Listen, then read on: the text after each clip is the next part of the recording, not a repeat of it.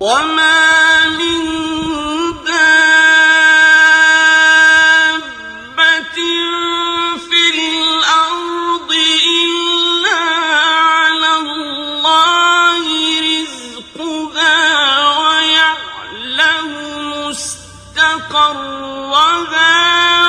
وَمُسْتَوْدَعَهَا ۚ كُلٌّ فِي كِتَابٍ